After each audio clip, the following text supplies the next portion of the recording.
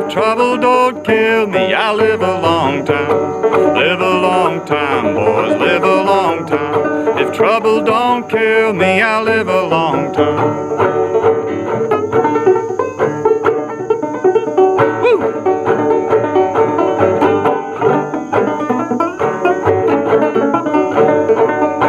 Brothers and my sisters marching at my side. We're marching through the fields where a million Nazis died. You're bound to lose, you fascists bound to lose. Oh, all of you fascists bound to lose.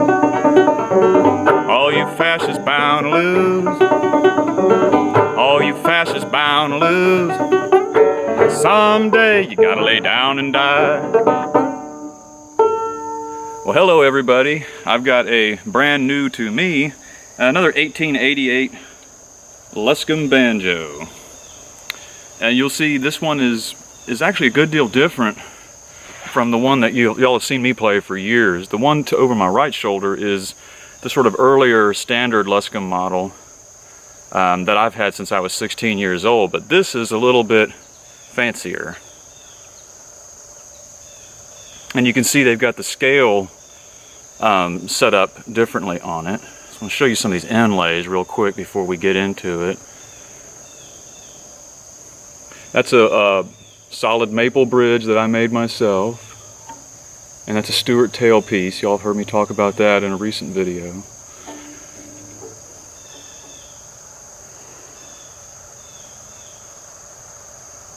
So I just want to show you some of the details of this. This has sort of a fancier, you know, the heel cap and the fingerboard have this lining underneath them.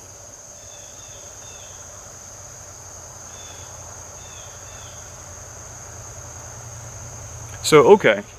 And before we get into it, you see I've got the book back here. I've got it marked. I'm going to read you just a little bit of the history about the Luscomb Banjo Company. And the guy that designed all these instruments, his name was John Luskam. Let me read the serial number off of this. Each Luskam, and a lot of people don't know this because it's really hard to see, but each Luskam has a serial number stamped on the inside of the metal rim. So, and the serial number consists of a single digit number on top and then a larger number underneath. And Jim Bollman told me, I believe that the single digit number on top is a model number, and then the actual serial number is the number below. So the number on top for this one is a number 3. So I guess it's the third model Luskam. And the serial number is 2182. 2182, and it says patent August 1888. Okay, I'm going to put this is the newer one. I'm going to put it up. Hopefully I don't drop it. That looks good, right? Okay. So this is the one that y'all have seen me play most of the time. This is also an 1888 model Luscomb banjo. They just called these the Luskam. But you can see this sort of has the what I think is the earlier device in here for holding the heel to the rim. This tailpiece did not come with the banjo when I had it. This banjo, when I first bought it, it came with an old no-knot tailpiece, which wouldn't have been on it either from the factory. I think this is a Line and Healy tailpiece. I'm not sure. It works real well on this banjo. And you can see this is the one I've always had. It just has plain dot inlays. And the I think the scale is slightly shorter on this one. I can't quite figure out what's happening, but if you look at these two banjos, this is the one I play all the time. It's a lot more compact. That one, I mean, just take a gander. I've got the scale set up. I know the scale on this one is 27 inches. And on this one, I think it's slightly shorter, but you see where the bridge is wound up? On this one, it wound up closer to the tailpiece. I think that's the earlier method. And then this one, they moved it so that the bridge was further away from the tailpiece. I wonder if that's because by the time this model came out, the third model, if they were using a lot of adjustable tailpieces, which are longer tailpieces, so they had to get the bridge further away from the rim. I think that's what happened. On this earlier model, they used these short stubby tailpieces that were not adjustable, and they like to have the bridge really close up to the rim. One thing I've never done, I've never done just a show-off video on this. This is just sort of a plain Jane. There's nothing to this banjo. And this is, by the way, this is a bridge. I did not make that bridge myself. That bridge was made by Joel Hooks up in New Hampshire.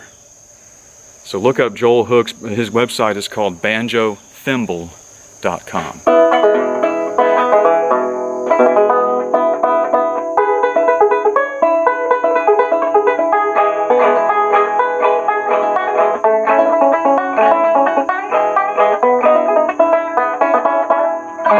You've all heard this banjo a lot, but you see how I've got it. It has a frosted Remo head, and for that reason it's a lot louder and brighter than this one, which has, I believe that's probably the original calfskin head. This banjo doesn't look like it was hardly played at all.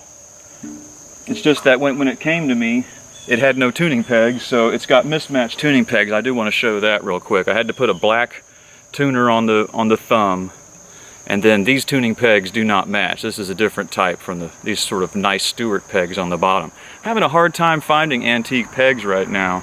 I know there's people who got them, but I haven't been able to find a whole lot, so I had to kind of scrounge on that. Okay, without further ado, let's do just a short history lesson out of this great book, which is called America's Instrument, The Banjo in the 19th Century. This is by our friend Jim Bollman and Philip Gura, who I've never met Philip, but I have met James F. Bollman.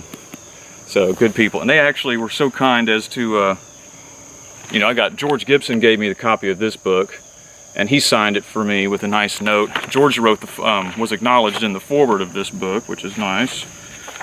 And then Philip and Jim signed that book for me there too. And so George got them to do that, and then he actually mailed me this book when I was in Iraq. So I was in the Iraq War in 2003 or 4, and I was lugging this book around. Anyhow, that tells you something about a person's dedication to the art, doesn't it?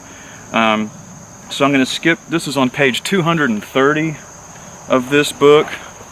I'll see if I can find. So they're talking about these makers in the 1880s, Thompson and Odell. So Thompson and Odell, and started in the early 1880s. They were mostly copying other people's banjos by this time, especially they copied the Washburn. So not marked by any technological innovation before the late 1880s, their banjos, meaning Thompson and Odell, their banjos remained undistinguished. This changed, however, when they began to manufacture the Luscomb, which is what these are called. It just says the Luskam in quotes, banjo, the Luscomb banjo. When they began to manufacture the Luskam, named after John F.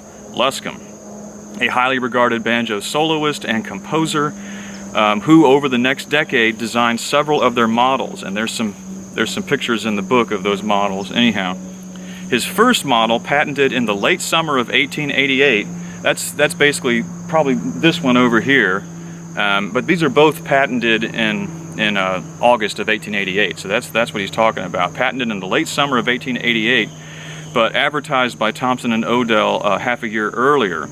Offered a rim composed of 2 metal bands, inside and outside, with a third band of wood sandwiched between them, with its lip extending upwards so that the skin head was stretched over it. So what they're describing there is what I think may be the first wooden tone ring.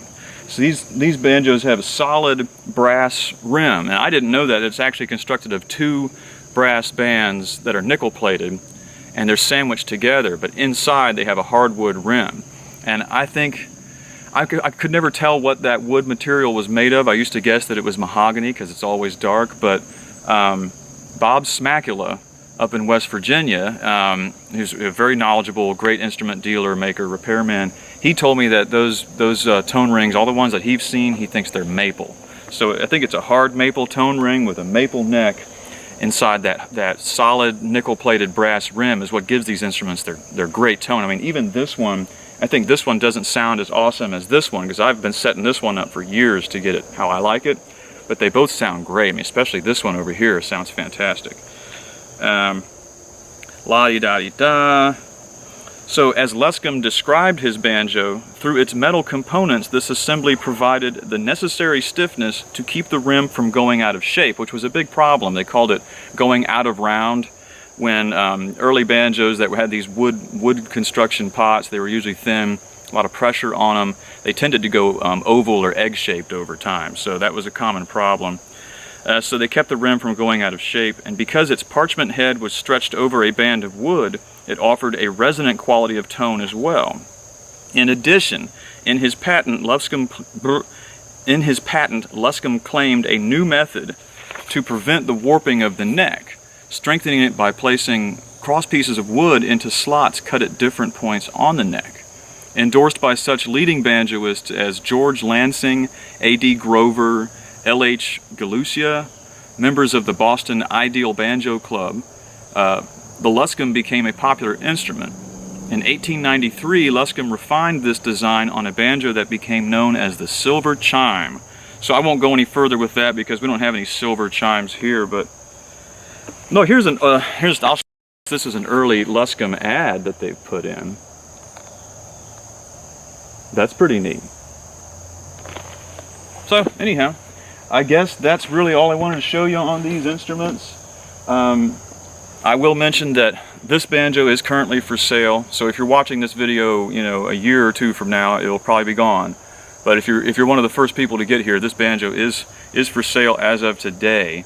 And you know, it's got some nicer, it's a little bit fancier model than the one that I've had. It appears to have all of the original tension hooks on it, probably the original tailpiece. It's in fine condition. There's no holes in this head, and it sounds a little muddy. You know, today it's wet weather out here, so this calfskin head is a little damp sounding. And also, look how loose it is. I don't want to tighten it up all the way before I sell it. I don't like to do that because if I sell it to somebody in Arizona or something, the head might burst. So I'll keep it loose. You can tighten this up yourself. I think it sounds great just like this.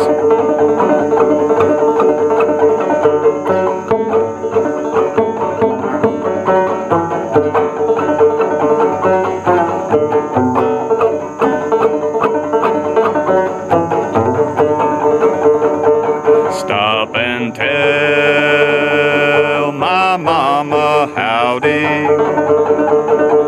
Stop and tell my mama howdy. For I never expect to see her anymore. So it's a great overhand claw hammering banjo.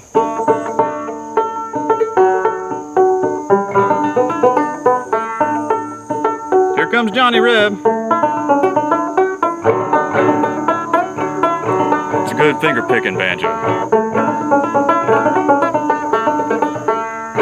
Bring the good old banjo, boys, we'll sing another song. We'll sing it with the spirit that'll move the world along. We'll sing it as we used to sing it, 60,000 strong, when we was marching through Georgia.